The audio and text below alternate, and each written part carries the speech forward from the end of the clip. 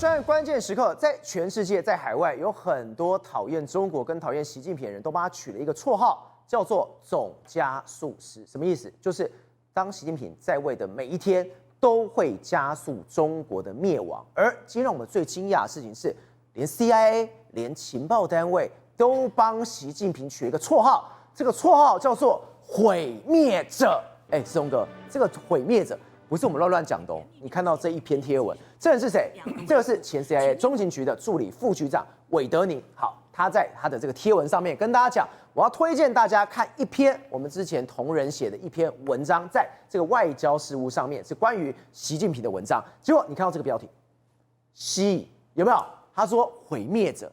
真的就是习近平，没错。实际上，这个美国的情报界目前为止来说把习近平取了一个新绰号，叫做“毁灭者”。那你想说，那这是真的还是假的？你看，这是这个前 CIA 的这个助理副局长，他有一个文章，他说，最近有一个这个发表在外交事务上面来说话，对，有 CIA 过去的两个老搭档，一个老搭档叫做这个 Jonathan， 另外一个叫做 John Coover， 他们两个写了一个文章。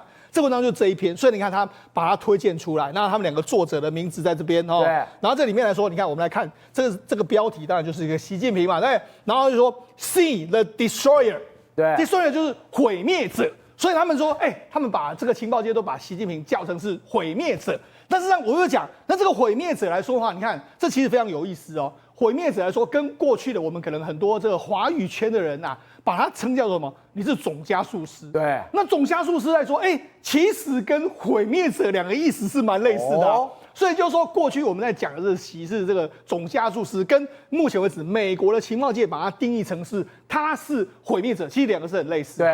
那我们现在讲这个前 CIA 的这个助理局长，然后助理副局长，他这个推荐到底是对还是不对？我们先跟他讲。他担任过这个负责对东亚还有亚太地区的情报工作，然后在小布希这个政府的时间点，他担任什么？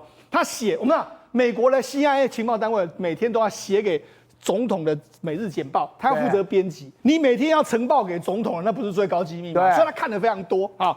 他就说呢，他目前为止在当老师，他教授的课程包括说情报、国家单位还有地缘政治的一个状况。然后他就说这篇文章里面来说话，他觉得最重要就是抓捕张又侠还有刘胜利。那他的回答是这样，并不意味习近平在可能爆发的台湾军事冲突上面分心，相反的，这恰恰明了习近平是多么认真为确保军队这种可能性而做好准备。对，所以他认为说，他事实上是要做好一些相关的准备的一个状况的。好。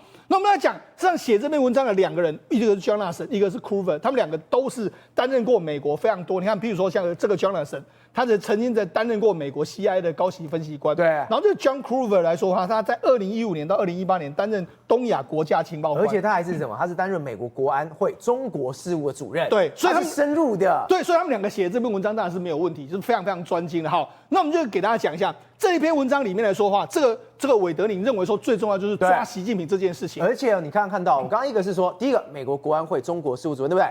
就这个更厉害，他在 CIA 任职35年。对，他很厉害，而且这么久时间内，表示他跟中国的接触、交手、了解。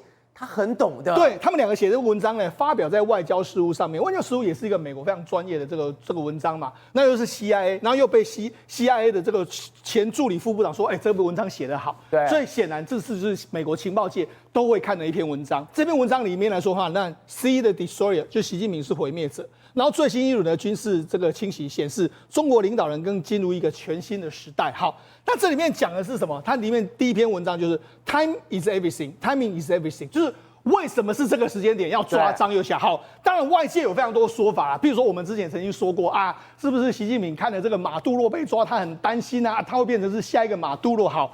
然后他就说，这篇文章里面就讲，许多人最关心的问题就是为什么习近平要选择在这个时候对张又侠动手的一个状况。好，那当然根据中国的说法是说，他威胁了党对武装力量的绝对领导啦，动摇党执政根基的这个政治还有腐败问题等等，他讲的非常多。但是呢，他的说法是说，这些指控更是为了要清除右侠而设了借口，而不是真正的这个原因。那原因是什么？好，它里面讲到就是说，我跟他讲，之前不是一大堆，包括说像之前的什么李尚福一大堆被抓，对不对？对，他们都是出身叫这个总装备部。就火箭军那些，可是火箭军被抓的时候，照理说张幼侠也要被抓嘛。对，因为张幼侠就是最后的那个骂仗逃嘛，但是他都没被抓，所以也就是说，他到当时都没有被清洗的时候，就表示说习近平对他的信任嘛，对不对？对，要不然的话，你当时李尚福被抓的时候，你就应该抓这个所谓这个张幼侠，但是没有抓好。那没有抓的时候，那为什么要这个时候抓？既然你认为说我信任张幼侠，那你为什么这个时候抓？他的说法是说，考虑到习近平其实可以等到明年让张安平静的退休，因为张幼侠已经70多岁，那所以照理说你应该让他退休啊，因为他下一次中国代表大会在2027年的只剩下18个月啊，所以你应该让他和平的离开就好。那你为什么要这个时候抓他嘛？因为如果你要抓他的话，如果你是因为贪腐，上次在李尚福被抓的时候，你早就处理他了嘛，哈。所以显示都不是这些原因。他就说，在2022年，大家记得非常清楚嘛？对，当时党代表大会的时候，不是他把命令人把胡锦涛架走吗？对，胡锦涛要看那个人事的命令的时候呢，这个旁边的这个栗战书就说你不要看了，你不要看。然后胡锦涛好像有点很生气的样子之后，就把他架走，而且架走的状况是在公开场合里面，他连看都不想看他。对，没错。那这代表什么？赵尔，这个其实就是让全世界告诉你说，对，前党魁我都可以这样对付他。这个是权威，对，我是最大的权威。对，你上一个这个领导人来说话，我过去可能对你恭恭敬敬，现在哇西捞多，我可以在公众场合这样羞辱你的一个状况。好，所以这也是一样，他也是让这个所谓的这个张幼侠在这个时候离开，确定说我就是党里面唯一的军事的领导者。那习近平为什么要牢牢的掌握军队呢？因为事实上他说，因为习近平来说哈，他看到当初的很多危险。譬如说，在2010年的阿拉伯之春，对，当时习近平是担任中国中央的这个中国军委会的副主席。然后当时的这个阿拉伯之春爆发之后，他亲眼目睹很多个威权政权因为安全部门把自身利益置于政党利益之上而垮台。对，什么意思呢？当时阿拉伯之春，我们看到这个利比亚很多国家，他们不是后来军队倒戈吗？对，军队倒戈才导致这些政权瓦解嘛。所以什么意思呢？就是我要把这个军队牢牢掌握在手里，万一爆发这种民众反抗的时候，我可以把军队牢牢的握住，我这样就不会有事。否则，如果军队一倒戈，我就完蛋了。当时阿拉伯之春都是军队倒戈之后，所以这个种子在2010年的时候已经种在习近平的心里面了。对，所以他就说，所以如果张真的对这个习构成政治挑战的时候，他应该在2023年一开始的反腐就把它清除掉，所以都不是最后一个。所以意思是什么？意思就跟贪腐也没关系，跟作战都没关系。重点就是习近平要把军队牢牢的掌握住。对，那他希望在军队我是唯一的权威的时候，我这时候就把这个张幼侠砍掉，所以让大家说军权是我一个人说了算，张幼侠你门都没有。好，现在中国军委会只有2个人啊，一个是习近平，一个张生明嘛。对，那你要补齐啊，你还有5个人要补啊。所以他们里面，我觉得这一次的文章里面讲到一个点非常重要。他说现在他要补嘛，对不对？那他说现在的军委会只有一个现役的军官，就是张生明，另外一个文职就是习近平。好，对。虽然说现在如果完全补上来的时候呢，现在大家就要看什么呢？因为我们有讲，以美国的国防部来讲，美国国防部来说都是正常的国家都是文人领军嘛，对，那文人是最高领导人。好，他说如果假设下一个人来说还有另外一个人进入中央军委会，然后他是文人，假设譬如说是蔡奇，对，或假如说丁薛祥，不管是谁哈，他是文职，不是跟军队有关的话，那他可能就是下一个实际的领导人。然后他们最后对张幼侠下台说，习近平不仅要清除高层的腐败，也要淘汰几乎一整代，几乎是一整代全部都被他淘汰掉了哈。那习近平确认，现任领导者的这个中央的军事领袖来说，无法完成他设定的2个核心任务。对，什么核心任务？因为你可能不会忠于我啊，对不对？好，确保军队撤职的政治化，在内部面临到威胁的时候，愿意成为维系党统治的最终保证。张幼侠我不确定，但我把它清除掉，或许我可以。对，另外一个，打造一支能够在必要时候跟外国对手作战的军队，包括美军。哦，现在的解放军没办法打赢美军，所以我就清洗掉了。对，好，那问题是他说对习近平而言，真正的问题在于说，他是不是能够写出至今能够出现的结局，一支符合他严苛标准的军队，同时兼具对党的绝对忠诚，还有高水准的作战能力。对。可是赵，你觉得这2个有可能达成吗？没有啊。为什么？因为你如果对党的忠诚要很高的时候，你就要不断的政治教育，你要怎么去打仗？对，你就要譬如说像这几天大家不是说这个张幼侠落马的时候，全军都不许动。不许动，你要做什么？上政治任务，对，习思想。那你花了那么多时间在做这个东西，你可能有了忠诚，就很难有作战能力嘛。这是你花时间，所以他才会说，习近平你跟毁灭者一样，你想要达成你自己的梦想，但是你的这些所作所为，对，不管是你的政策、你的目标，对，都是错的。对，也就是说他的想法来说的话，太过远大，但是没有办法达成嘛，哈。所以他就说，他其实这个文章最后已经说出来了，就是你不可能达成嘛，哈。今天你看到习近平求是发文，中国要打造强大的货币。对，没错。好，我跟你讲，为什么美国把它定调为毁灭者，就是因为你设定了不可能达成的任务，你要军队对你忠诚，要会打仗，这个不可能嘛。好，那现在我们再举出另外一个例子，他什么？他在求是上面发表说，你要打造强大的货币，这由 Financial Times 把它公布出来的。好，那 Financial Times 为什么要做这个文章呢？我跟他讲，他的意思就是说，你习近平你卖乒乓啊啦。为什么这样讲？好，那我们现在看习近平说什么。习近平就说：“他的求是里面走好中国特色金融发展之路，建设金融强国。他说我们要一个拥有强大的货币，在国际贸易投资还有外汇市场的广泛使用，具有全球储备货币的地位，还要跟美元尬起来了。对，好，那你看他又开始喊了，说我们要成为世界的货币，这样哈。正好我就直接跟他讲这个目前的结论，好不好？中国目前为止在全世界的交易的比重。”你知道占多少吗？多少？2.8%，哦，这么少？那世界第一名是美国，美国是65%，他连美国的1/10都不到啊！那他还想要挑战美国，你觉得有可能吗？他前面他目前为止在全世界使用量是第6，你知道前面几个人是谁吗？第一个是美国，第二个是欧洲欧元，第3个是英镑，再来是日币，连加拿大币都比他强。对，连加拿大都比他强，所以他想要挑战。不好意思，为什么反正修他会给他讲这个出来？他的意思是说你卖乒乓啊，你不可能啦哈。对。另外是什么呢？中国目前为止来说话，你看他们还要做什么？中国今年的这个地方政府的卖地收入年年大减，对，减了20兆，什么意思呢？因为中国目前为止中央收入在减少啊。对。你中央收入经济在下滑状况之下，请问你人家用你的人民币干什么？没有人用你的，所以你要什么结算投资什么？你现在钱都没有的话，过去你还可以靠“一带一路”说啊，阿根廷啦，我们来用这个人民币啦，对不对？结算，你现在没有了，你怎么用？对，不可能嘛，对不对？然后你人民币目前为止也是在一个贬值的这个状态，长线贬值的状态之下，请问谁要用？现在对中国来说压力更大是什么？你的经济不好，你的经济不好的时候，你要出口出去的时候才会人家跟你用人民币，现在人家也不用，为什么这样讲？你看，这是中国了，我们就说失业潮是一般民众失业，对不对？没有，他们现在连机械手背都失业，都完全不动了。对，一大堆，你看到这个画面，对，一动不动都罢工了。对，没错啊，因为什么？因为这主要是一个仓库里面，他就说啊，因为去年呢倒闭的工厂太多，他们有些都要做什么关灯工厂，或者说无人工厂，就因为这个机器手背太多了，然后就放到这个仓库里面来。所以他意思是什么？他说甚至连目前为止的机械手背都是变成是一个坟场的这个状况，钢铁坟场。而且我们过去知道，这机械手臂对中国的制造业很重要，对中国的驱动多么重要。现在怎么样？去称了，对，他去在上面去称说这个要多少钱，钢铁多少钱，钢铁多少钱？对，太讽刺了。对，没有错。你看一个机械手背来说，可能价值是上百万人民币，但是你现在把它论斤称两的卖。这吹太多了。对，好，那就是这样。你看，因为什么啊？反正我们现在有好几亿的库存都卖不出去了，对不对？然后甚至你看，连工厂倒闭的时候，也是留下了一大堆的机械设备都没人要。这几年的这个外资的这个状况，你看哦，2025年的实际的使用的外资，就是外国人来这边投资的金额是7469亿，年减9.5%，连续第3年的这个下滑。也就是说，外资一直不断的跑，那所以导致他们工厂不断的萎缩。现在除了关东工厂没有了之外，失业大军也出现。对，那你说失业大军在哪里出现？我们从现在最近春运已经展开了，中国春运已经展开了。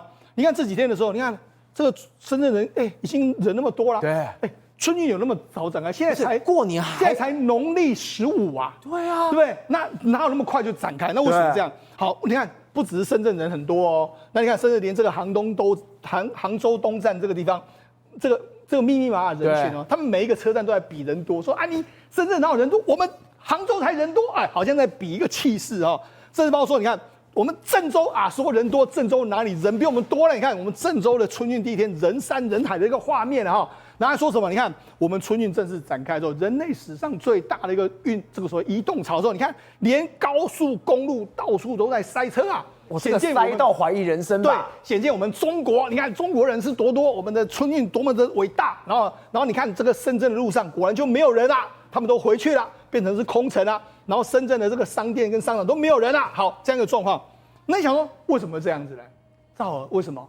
因为他们现在呢没有工作，对，没工作那怎样？那我就提早回家。现在中国的PMI 在49.3，对，表示大家对未来的这个看法是比较糟糕的。好，那我刚才不是讲吗？为什么他们要回家乡？赵尔，你想，如果我在城市过得好，你要回乡下吗？当然不要，不要嘛，在城市多好啊。对，好，那为什么在城市待不下去？因为现在目前为止来说，他们现在有一个新的说法，叫做零工经济。灵活就业的这个人数规模超过2个亿，2个亿。他说什么？包括什么自雇者啦、外卖啦，还有网约司机啦，还有直播带货，都是属于这样一个状况。他就说这个其实跟失业其实差不多。对，所以我才说现在中国的实际的失业率比政府公布的都要更高啊。那这种零工来说，你看我零工经济来说，我在都市里面，假设我不要零工的时候，那我就宁可回到乡下去。我等于是我有一餐没有一餐，对，我宁愿回乡下。对啊，乡下成本也低嘛，我可以吃饱吧？对，乡下成本也低，我住也低嘛，我不用再花这些钱。那你看，事实上，那你要说，那中国就没有什么亮点吗？有。现在中国的亮点是什么？你要听党的话啊，你要看习近平在打什么 pass 啊？你看哦，这个非常有意思哦。你看这个是今天的哈。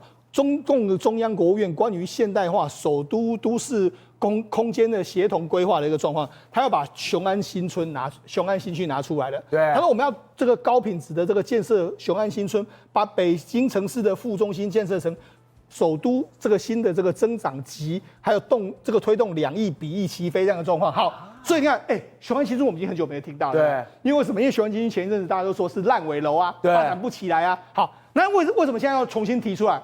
我跟他讲啊，雄安新村是习近平一个非常重要的建设。对，如果搞不起来的话，他真的脸就丢大。所以你看，他现在是不是权力又一把抓了？所以马上就丢出这个啊，你给我推一推雄安新村啊，这样好，所以拿出来。那就雄安新村又出来之后，你看今天其实的亚洲股市都大涨，那中国股市其实表现的并没有特别好。就你看冀东装备，这是什么意思呢？就是雄安新村的股票马上就涨停板啦。可是在中国境外呢，大家会听习近平的话？当然是不会啊！我跟你讲。事实上，他们不是搞了很多“一带一路”的这个状况吗？搞了很多“一带一路”的状况之后，结果你看啊，它这非洲首条这个沙漠重装的这个铁路通车了哈，然后共装什么“一带一路”的这个状况，就没想到在这个很多案子里面来说的话，居然你看某个地方的这个工程的办公室里面屋顶就坍塌的时候，他们就说，这个昨天晚上就这样，昨天晚上是不是遭到炮击啦？哈，事实上这是什么意思呢？表示他们工程品质很烂。对，连他们这个办公室都做得这么哩哩啦啦，那当然一带一路一定是很烂。那另外是什么？他在印尼的这个西加里曼丹省的这个中资的这个说铝矿公司发生火灾。那为什么发生火灾呢？烧的跟什么一样？对，因为为什么？因为工程品质很烂，就烧起来。所以我就跟你讲，你看。在中国境内来说，你还是要听习近平的话，但是事实上你在海外的建设就烂得一塌糊涂。所以来跟大家讲嘛，事实上就目前为止来说，为什么这个2个这个美国的 CIA 的这个前官员会把习近平比喻成 destroyer？ 因为很简单，因为他有时候目标过于远大，但是他又没有执行的能力，所以导致最后呢目标达不成，然后原本的基础也毁掉了一个状况。因为人大常委通常在月底举行，2月底还要召开会议。为3月初的全国人大会议做准备，这次明天就要开喽，第一次这样子紧急加插会议。对，这个实在太挤了哈，因为我们知道人大来讲的话，常委会本来就在今年2月底的时候才要开会，然后等到3月初的时候两会的时候，人大的这个代表大会才开议。但是今天人大来讲了，2月2号竟然由这个赵乐际呢去主持这个委员长会议。什么叫委员长会议哦？其实是各个，比如像我们立法院，比如司法委员会、国法外交委员会，这个每个召集人，这种类似我们的召集人的会议哦，开了之后呢，就决定在2月4号要赶快开一天而已哦，开一天的所谓的人大常委会的临时会议。这临时会议只有一个议程，这个议程是什么呢？就是审查人大常委会的代表资格审查委员会关于个别代表的代表资格的报告。这什么东西呢？这个就是在审查张幼霞的人大代表的资格，也就是张幼霞跟刘正丽目前来讲话是属于解放军的代表，他们是属于人大当中的成员之一，所以显然这一件什么事情呢？因为人大它是属于国家机器。它不是党的机器，那代表说党已经动手完毕了，这时候才会交给国家机器来处理。对，显然现在张幼霞来讲的话，大家也知道说不知道被关到哪里去，但是至少他在党的部分可能已经快刀斩乱麻，已经被处理掉了哈。所以今天人大要赶快把他处理掉他的人大资格。所以你看到我们前些日子不是讲吗？1月24号抓了之后呢，1月26号。然后呢，这个25号、26号都有一连串的解放军报的一个评论，但是过了几天就没有了。但是今天解放军报呢又出来了，1月31号就发布了一篇坚定反腐必胜、强军必成的信念信息了。对，我都觉得说他这一个词汇可能抄我们什么总统蒋公的这个纪念歌的这个最后反共必成、建国必反共必胜、建国必成的这个用语哈。那它里面有一句话很有趣。他说对于推动人民军队拔除流毒根源，实现焕羽重生，具有重要意义啊！你知道什么叫做焕羽重生呢？焕羽重生就是你那个翅膀把它换掉之后呢，你把它换上新的，这时候你才能够振翅而飞，对不对？对。但这个你知道习近平不是被称为叫白羽吗？这个羽的意思是不是代表说，习近平现在2只手背也换成新的，未来会有新的人进入到这个军委会当中，或者进入到所谓的人大代表当中呢，而成为他的新的帮手，这时候他才能够振羽而飞嘛。对。所以这个其实是不是有隐含的意思在这边了？不知道，但是至少代表习近平现在已经可能在安排一些人事哦。对。刚世聪有提到一点就是说如果未来来讲的话，因为外国观察家就是这么认为，如果你要去未来担任领导人的话，你可能要先去站军委会的副主席，是文人去站这个副主席。那以往胡锦涛曾经做过副主席，然后后来变成这个军委会主席。所以解放军报连续1月31号、2月1号、2月2号。都以这个所谓的处理张幼霞跟刘正丽作为他的文章内容来要求全军都要做政治思想的一个整训那这时候大家发现说，到底张幼霞被抓到哪里去了你知道中共有一个很好玩，不是很好玩，就是说中共有一个东西跟西方国家不太一样对，他们一般来讲的话这个他们所谓的拘留就分为所谓的行政拘留跟所谓的刑事拘留对，那所谓的行政拘留是什么概念呢？就是说你主管机关随时就把人抓来，就把他关进去了。所以一般来讲的话，不用经过什么司法审判他就可以搞这些事情。Daily Mail 他去问了这些人权组织，他们叫做捍卫者联盟，他说里面的酷刑包括剥夺你的睡眠、剥夺你的食物，我殴打你，我强迫你服药，拒绝提供医疗、性虐待，还有什么保持痛苦的姿势，像什么倒吊手腕。如果照廷辉刚刚讲，张幼霞真的在这种行政的监狱里面、拘留里面，他也是过这种75岁了，对，不是人的生活可能是没办法承受类似满清10大酷刑之后的这些进阶版但是问题是，你看之前有一个中国异议分子跟2名士兵关在一起，而他呢，这2名士兵呢，事实上也没对他什么动手，也没有凌虐他，但是就是什么站在他旁边看着他，然后他睡觉也看着他，他醒过来也看着他，对，然后他去上厕所，他干嘛的，做任何事情他就看着他，然后这个2名士兵当然就会换班嘛，来紧盯着他，然后动也不动，所以这种是对他来讲造成一个心理上的压力那这种心理上的压力可能比这个所谓的生理上的这个凌虐还要更加惨烈这种秘密监狱在北京总共有8座这样的一个监狱所以呢，张幼霞到底沦落何方没有人知道。但是如果他进入到这种所谓秘密监狱来讲的话，可能他的待遇可能跟以往他在军委会的待遇完全是不一样的。宇轩，我们刚刚讲经济没有那么好的时候，甚至民心有私动的时候，真的起义在中国来发生了。你看到这个画面在哪里？是在山东黄帝这个地方。这个黄帝这个地方，它的教育基地里面，学生不爽了，狂砸猛砸，真的把这个地方给拆掉了。但我们不要讲说，刚才廷辉老师特别讲的有行政的这个居体以及甚至是呢形式上的居体。中国根本就是在花式居体、花式监禁。因为你现在看到这地方呢，根本呢不能说是学校，它这是什么呢？它就是活生生的军事训练管制，把人给抓进来。那你知道为什么这些小朋友会被抓进来吗？只是因为一件事情。玩手机，那送进来之后呢，就很惨，因为人要么被打，要么被骂，要么被监禁，然后要么呢被管制，所以最后面呢，这群学生受不了这些高压的统治，干嘛？集体造反，所以造反之后把宿舍的门，甚至是把他们的床，你有没有看到？把桌椅全部都砸成一塌糊涂之后，开始呢用这个我们讲土法炼钢，刚被拆掉的椅子就变成他的破坏工具，把床也砸。所以半夜的时候，全部人不是只有一个人哦，对，星火燎原，通通起义了。对，像饥饿游戏一样哦，全部人开始呢把整个宿舍弄一塌糊涂，甚至是呢还会设置这种拦截点，用这种障碍物呢把所有的可能被外来的进来的可能会阻止他们的门全部堵住，然后把铁窗啊、把柜子啊，你会看到摆成一排，像是护城河一样，全方面的破坏。他是直接连这种门啊这种他是直接用敲的，他们要逃出去这个地方，就如同像你刚刚讲的一样，这个地方跟地狱一样，那个精神会崩溃的。对，我问你，哪一个正常的学校？因为各位这是宿舍哈，对，会用这种铁窗，然后把所有的人都这样封闭起来。对，而且你知道吗？他们刚刚有没有讲一个起火点？你看这个是杠片哦，对，重训用的杠片。他说是因为教官先打人，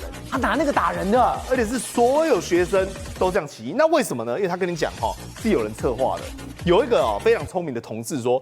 告诉同志一个好消息啊！半夜呢，山东环地啊，许多学生发生暴动，把教官给控制住了，很多都回家了。他说为什么呢？因为这是一代一代的努力，我前辈累积各种暗语，我真的很佩服这些学生，他们还互相好像什么行动代号、行动暗号，然后呢有暗语之后呢，他负责拉拢新生。加上过年教官打人，所以他是利用要过年大家归心似箭，教官打人累积的民怨，以及他们对于新生的这个训练，然后累积而来之后发动革命。我在这边举一个案例，曾经在2016年的时候，中国发生一个惨绝人寰的事件，这个是亲子之间竟然喋血。那为什么会有这个状况呢？他说，我们先讲这个案情，有一个妈妈。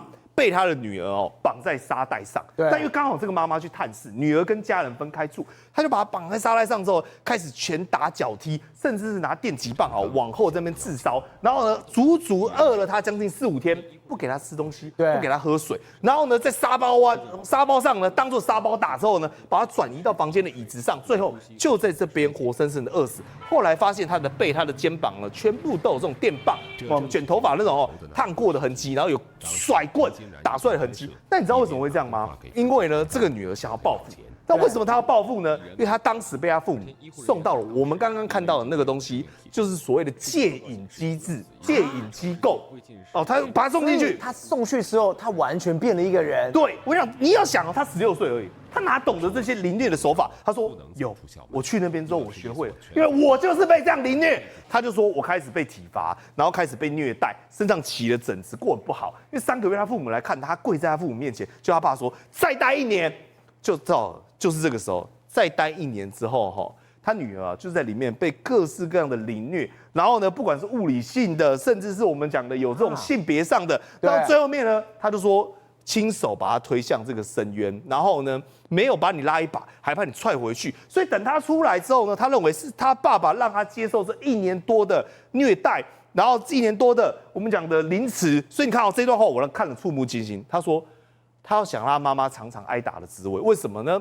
因为他让他妈妈知道这学校是怎么样。可是这学校也太可怕了吧？对，他说肚子、肩膀。他说：“你哪里学来怎么去打他了？学校，我就是在学校被这样打的。所以他说，我妈虽然说没有打我，但她也是帮凶，因为她让我爸，她没有阻止我爸，她把我送进这个地方。那你看教官怎么打人嘛？来，这是 BBC 不要说我们自己瞎掰。BBC 呢，他去这个矫正机构，发现一件事情：第一个，军事化管理，全部人都穿得一模一样，像军服一样。在第二个送进去呢。”不是说你只有年轻人只要你父母看你不爽，觉得你成瘾了，都可以把你送进去。19岁有人呢，我们讲他15岁被送进去，19岁出来的时候他还怕被报复，因为里面机构关的甚至他说年龄最大有这种28岁的啦、35岁的啦，还被送进去。那送进去大概多少钱呢？他说大概我们讲6个月17万人，我们讲台币，也没有说很贵，但是他就会开始说，比如说你是不听话的啦、早恋的啊、网瘾的啦、抑郁的，你心情不好也可以把你送进去，对，你忧郁症也可以把你送进去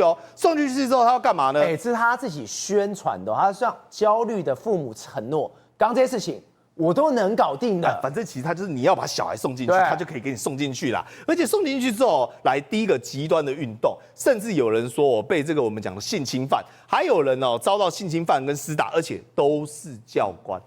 也就是教官呢，就是他爱对你怎么做就怎么做。再来，你知道他们怎么被带进去的吗？不是学生自己愿意哦，乖乖巧巧的走进去哦，他们会伪装成警察，然后还有军人或者是官员，直接在走在路上，对不对？当街把你掳走。